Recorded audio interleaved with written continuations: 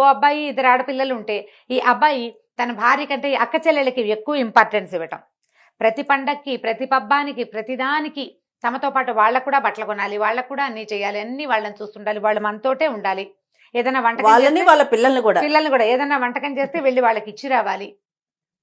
ఏదైనా మంచి వంట వండితే వాళ్ళు వచ్చి ఇక్కడ తినాలి.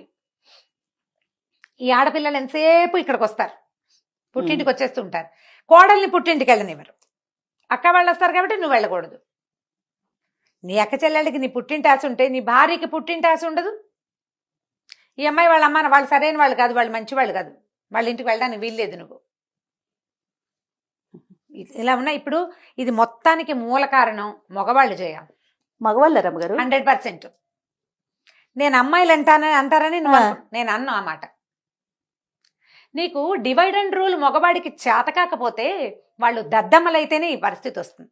అక్క చెల్లెళ్ళ పెత్తనం ఎందుకు ఉండాలమ్మా? నీ పెళ్ళైపోయింది, నీ సంగతి నువ్వు చూసుకో, నా పెళ్ళాం విషయంలో నీకు సంబంధం లేదు, కొంత మటుకు ఉండు, నువ్వు ఎంతవరకు ఉండాలో అంతవరకు ఉండని నీ తోబుట్టువు, నీతో పుట్టి పెరిగిన అక్క చెల్లెళ్ళకి నువ్వు చెప్పలేవా?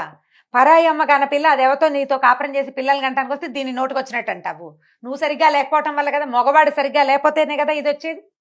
తండ్రులు కొడుకులు సరిగ్గా లేకపోతేనే ఇది వస్తుంది. నేనేమనుకుంటానంటే ఇంట్లో ఉన్న మదర్ ఎవరైతే ఉంటారో ఆవిడ ఇన్ఫ్లుయెన్స్ ఎక్కువగా ఉండటం వల్ల ఆ ఇన్ఫ్లుయెన్స్ అబ్బాయి తల్లికి కూడా చెప్పుకోవాల్సిందే కదా. మగవాళ్ళు సరిగ్గా ఉంటే ఈ ప్రాబ్లం ఇంత రాదు.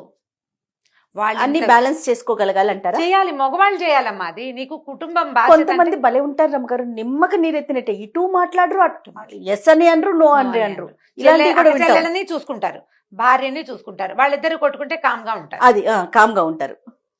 అది సమస్య కదా. ఇప్పుడు అక్క చెల్లెలకి దానికి తెలియదు లేవే అని అక్కతో చెప్పేస్తాడు. మా అక్క వాళ్ళు అంతే లేవే అని చెల్లెలకి భార్యకి చెప్పేస్తాడు. వాళ్ళిద్దరు కలిసి కొట్టుకుంటున్నప్పుడు బయటకు వెళ్ళిపోతాడు హ్యాపీగా. గోల్ లేదు. లేదా వాళ్ళకి చెప్పాలి, ఇతనికి ఆ అమ్మాయికి చెప్పగలగాలి. వాళ్ళకి చెప్పాలి, కొత్తగా వచ్చింది బెదరగొట్టేస్తే నా పెళ్ళామొద్దా, ఎందుకు పెళ్లి చేశారు మీరు అని చెప్పాలా. ఒకటి, నువ్వు ఇంపార్టెన్స్ ఇస్తే ఎట్లా? నువ్వు ఒక అమ్మాయిని పెళ్లి చేసుకున్నావు, ఇల్లు వాకిలి వదిలిపెట్టి కదా నీ దగ్గరకు వచ్చింది.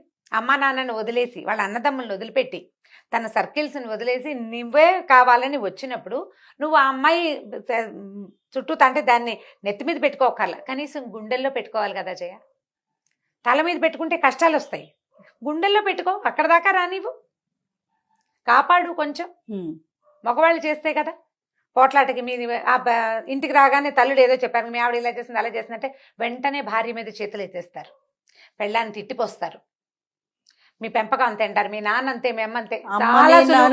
అవునండి, అక్కడ దాకా వెళ్ళి చాలా సులువుగా మీ పెంపకం మీ పుట్టి మీ ఇంట్లో అంటారు. ఇప్పుడు ఇట్లా ఆడవాళ్ళని తూలనాడే పెంపకం సరైందేనా? ఈ తల్లి ఎంత చేతగాని పెంపకం అని అనుకోవాలి. పరాయి ఇంటి ఆడపిల్ల పెళ్ళి 6 నెలలు కాకుండానే దాన్ని కొట్టి చంపుతున్నావంటే నువ్వు మీ అమ్మ పెంపకం ఏం గొప్పదని అర్థం. నేను అలా చేయనండి, రెచ్చగొడుతుంది మా ఆవిడ అంటుంటారు. ఒక ఆయన చెప్పాడు నాకు అట్లా. అబ్బాయి నేను అలా వాడిని కానండి, నేను అసలు కొట్టే అలవాటు లేదు. అలవాటు ఏమిటి? పెళ్లి చేసుకునే అలవాటు ఉంటుందా ఎవరికైనా? నువ్వు సంయమనంగా ఉండాలి.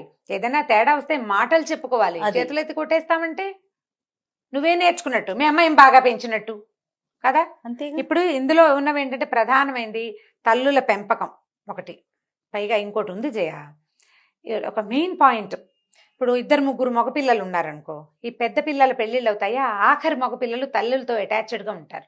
అవును, పెళ్ళాలు వస్తే ఇంతేరా నాయన, పెళ్ళాలు వస్తే ఇలాగే ఉంటారు, పెళ్ళాలను కంట్రోల్లో పెట్టాలి, ఇలాంటి భావజాలాలు తల్లులు చెప్తూ ఉంటారు చిన్నపిల్లలకి. వీళ్ళు నేర్చేసుకుంటారు. వీళ్ళు ఏం చేస్తారంటే తమ భార్యల్ని తమ వారిగా చేసుకోరు, ఇంకా పెళ్లిళ్ళు చేసుకుంటారు, పెళ్ళాన్ని అదుపులో పెట్టాలనే చూస్తారు. ఆ ఇన్ఫ్లుయెన్స్ పడిపోతుంది, 100% ఇన్ఫ్లుయెన్స్ పడిపోతుంది, 100% పడుతుంది. పైన అయిన పెళ్ళిళ్ళు, అక్క చెల్లెళ్ళ పెళ్లిళ్ళ ప్రభావం కానీ, లేదా అన్నదమ్ముల పెళ్లిళ్ళ ప్రభావం కానీ చివరున్న వాళ్ళ మీద పడుతుంది. ఇప్పుడు అంతమంది పిల్లలు ఉండట్లేదుగా, మన సమాజం చిన్నదైపోయింది కదా, ఇద్దరిద్దరే ఉంటున్నారు. ఈ ఇద్దరు ఉండేసరికల్లా ఏమవుతుంది, ఆడపిల్లలు కొంచెం యాక్టివ్గా ఉన్నారనుకో, వాళ్ళు ఇక్కడ రోప్ జమాయించి ఉంటారు.